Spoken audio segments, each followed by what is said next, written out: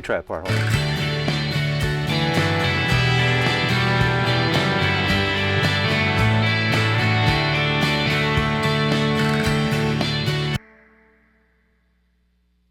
I'm reaching over here to turn up my mic pre and forgetting that there is no mic pre. The Kemper is plugged directly into into the Apogee, into Pro Tools. So I'm going over here, turning up the microphone. That's pretty amazing. I mean, it's like I haven't even put this through mic pre's. I'm putting it straight into the Apogee. There's no mic pre's. Would probably be nice to put it through a couple of these Neve mic pre's, but I didn't even do that. I just plugged the XLR straight in. So what this is, we modeled my Marshall Plexi.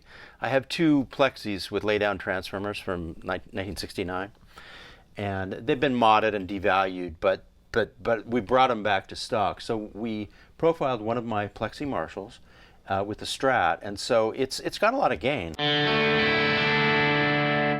But it sounds kind of vintage too. So now I tried kind of a powery thing on the song. This is going to be more of an arpeggio. Let's listen.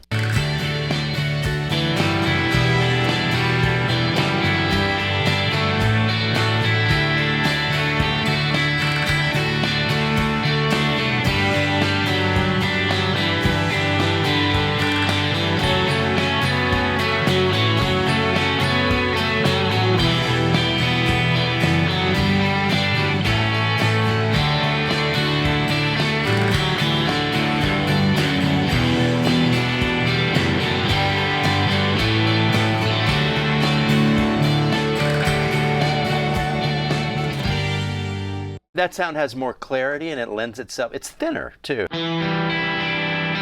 But you really hear the notes.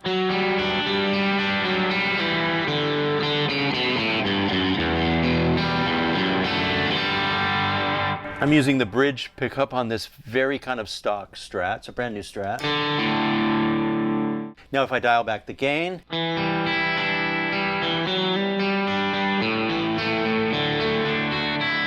that might even be a better sound. I'm going to fire up this compressor directly in front of the Kemper. Goose the output. Let's try this.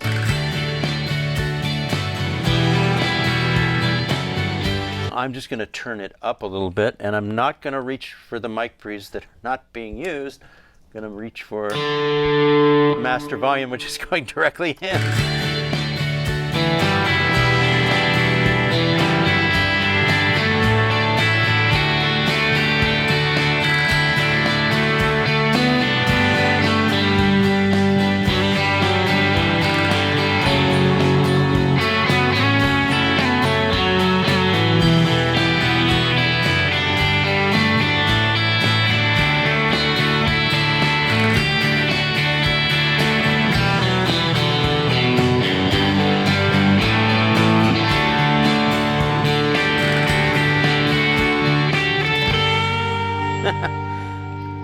That actually was a better sound for the arpeggio, cleaner. And all I did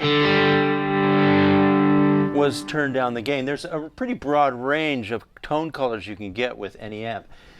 So this, I've had this for a while, and I didn't use it when I first got it because I have so many good amps and I'm here most of the time. And I would take an amp and a 112 to sessions. Well, I started taking this to sessions, and people love it. There's still a lot of people who actually don't know about it here in LA, which is shocking because this thing is so popular. But I guess some of the composers I know don't really know it that well. So if I'm going to work on a television show and I take this and they look at it and they go, wow, what's that? And we plug it in, they're immediately in love with the fact that because it's direct recording, the sound, even though you're modeling an amp, the sound comes right up here in your face. And that's something that is great about a direct recording device. Direct recording devices tend to bring the sound really up close. And so the composers that I know are kind of in love with this because, well, and they're also working so fast that they love having something you just walk in and set up and plug and play.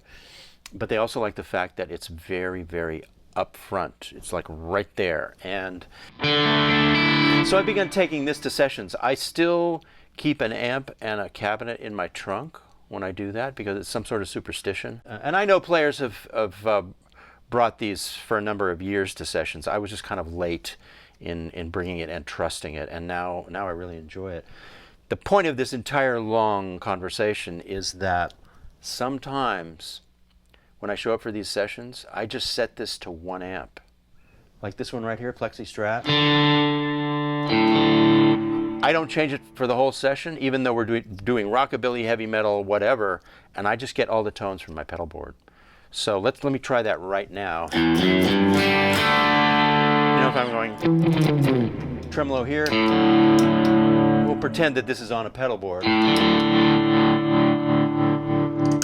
Reverb here.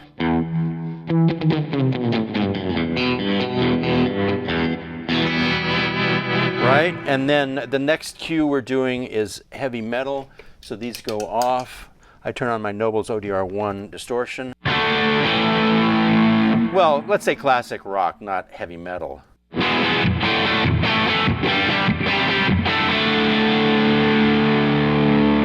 me try and go back to rockabilly.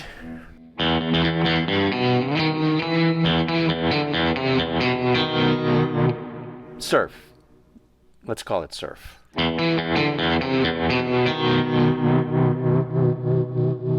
So often when I'm working and in the heat of battle, I don't change the amp once during the session. I just use my pedals, and I don't ever miss anything.